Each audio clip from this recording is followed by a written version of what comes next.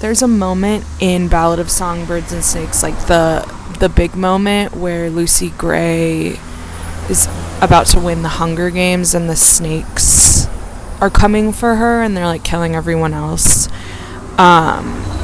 And we know as the audience that Coriolanus set it up so that the snakes won't hurt her. But really, I think what makes this a powerful moment in reality is that it's the symbolism, obviously. Lucy Gray can control snakes. She uses snakes as part of her charms, part of her magic, part of her performance, and the imagery of the snake and her in cohesion gets unified in this moment, and it makes it really powerful because she is singing it to everyone else and even to herself. The most important part is that she has no idea why this is happening, and she believes it is because of the power of her voice. And in a way it is because of how just who she is as a person and the kind of impression she made on Coriolanus. That's beautiful. That's so beautiful. I think what disempowers this moment is like the contrived way that it comes about. So like the most contrived things about the Hunger Games books is like the methods the Capitol uses. It's too contrived as a plot, and it always comes up, and it's just like we need this weird character, Dr. Gall, to make really weird, honestly unnecessary experiments, to have the reason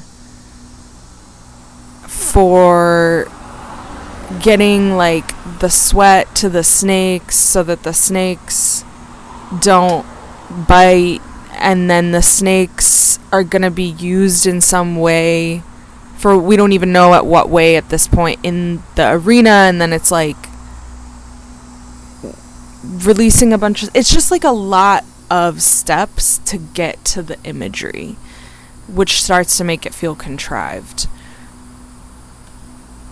I feel like there are subtler ways that the book even already has to let this moment happen, instead of trying to say like, well, I need Coriolanus to see how these snakes work at the beginning of the book so that later he can be running around to find these snakes again, because they might be going into the arena for what, like, it's just a lot of mights.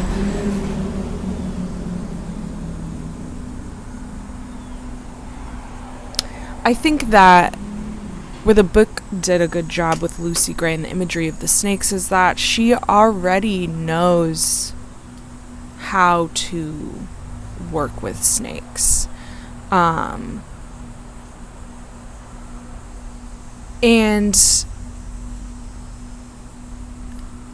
maybe it's like the snakes don't have to be so engineered by the Capitol. I feel like the Capitol spends so much time engineering things that it's like with the Jabberjays, it's like you made a drone. Like, just make a drone. Why are we going and doing like weird, crazy circumventing experiments on animals that might or might not work when we have like other ways of making things work?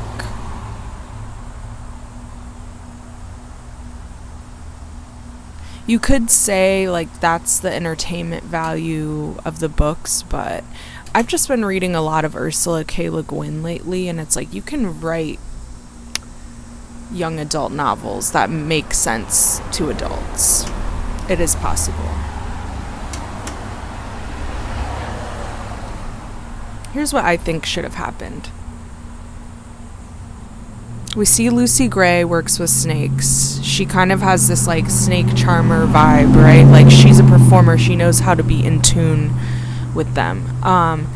And so as we're seeing these like associations with her, maybe Coriolanus picks up on this and he's able to influence games where like he places the symbols he sees associated with her near Lucy Gray in the arena to his advantage. And that's, I mean, that already happens in the books. Like he recognizes what's important about her and he plays it up. So instead of like having this contrived plot detail, it's like it's another way to build the relationship between Snow and Lucy. I mean, it's already great. It would be better if they cut out all the like contrivances. But then eventually, like, if he's able to introduce snakes into the arena, knowing that like she has this almost mystical power over them, we can still get that powerful moment where she's singing and living and the snakes are like at her command.